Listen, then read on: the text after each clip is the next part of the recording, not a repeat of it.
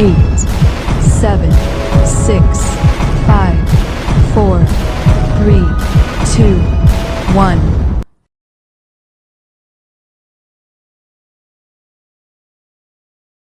Assalamualaikum warahmatullahi wabarakatuh. Belajar bersama dengan Bu Eri.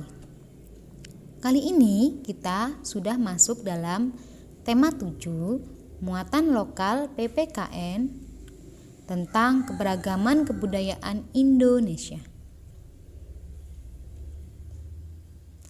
Pertama-tama kita bahas tentang pengertian keberagaman. Keberagaman berasal dari kata ragam yang berarti bermacam-macam.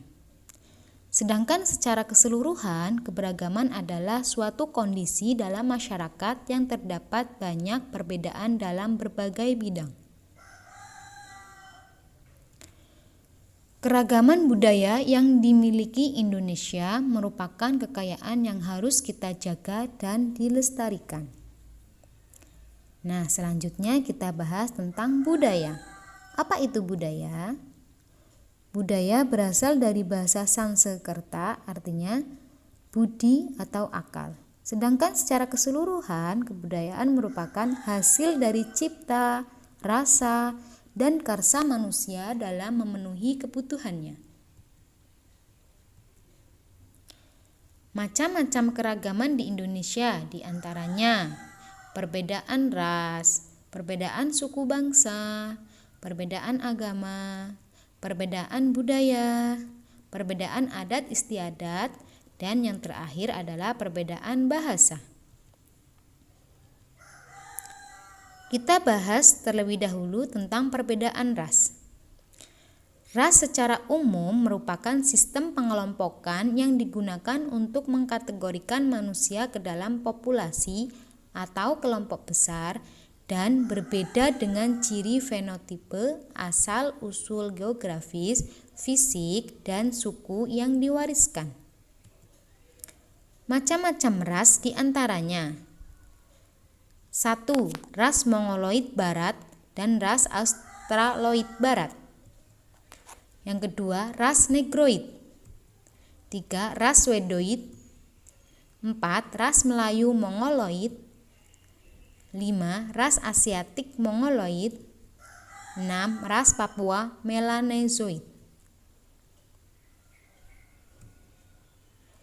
Sedangkan perbedaan suku merupakan suatu golongan manusia yang anggotanya mengidentifikasi dirinya dengan sesama. Keanekaragaman suku bangsa di Indonesia, diantaranya ada suku Jawa, berarti berasal dari Jawa Tengah dan Jawa Timur. Ada suku Dayak, berasal dari Kalimantan. Suku Batak, Sumatera Utara. Suku Asmat, Papua. Suku Sunda, berasal dari Jawa Barat dan Banten. Suku Bugis, Sulawesi Selatan. Dan suku Madura, asal Pulau Madura. Perbedaan agama. Di Indonesia ada 6 agama. Yang pertama Islam, 2 Kristen, 3 Katolik, 4 Hindu, 5 Buddha, 6 Konghucu. Keanekaragaman budaya. Ada pakaian adat, rumah adat, senjata tradisional, tari-tarian, lagu daerah.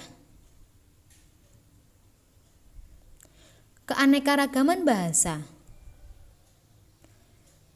Ada bahasa Indonesia, bahasa Jawa, bahasa Sunda, bahasa Madura, bahasa Bugis, bahasa Minangkabau, bahasa Banjar, bahasa Batak, dan lain sebagainya.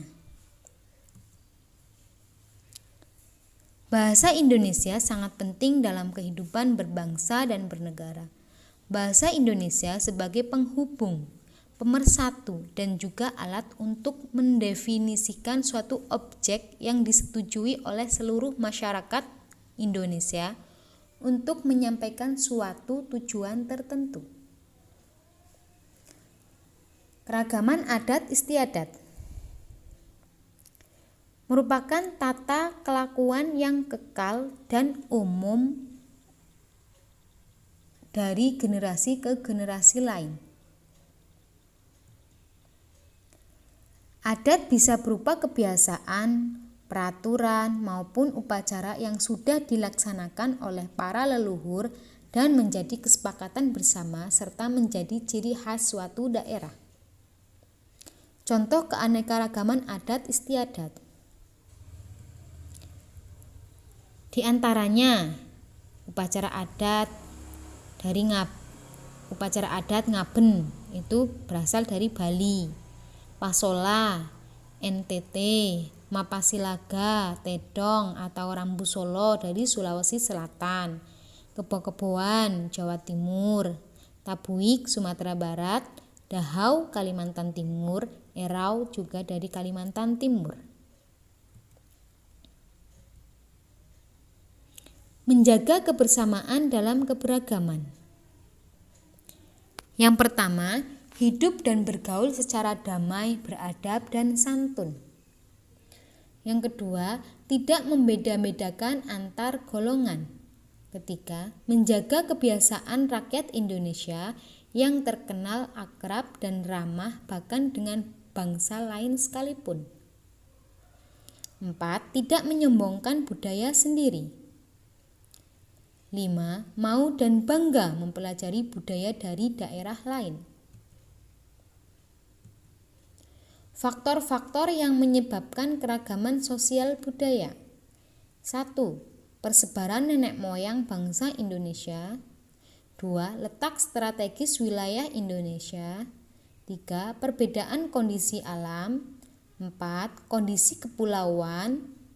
Nah, semua ini tercantum di buku LKS halaman 20 tema 7.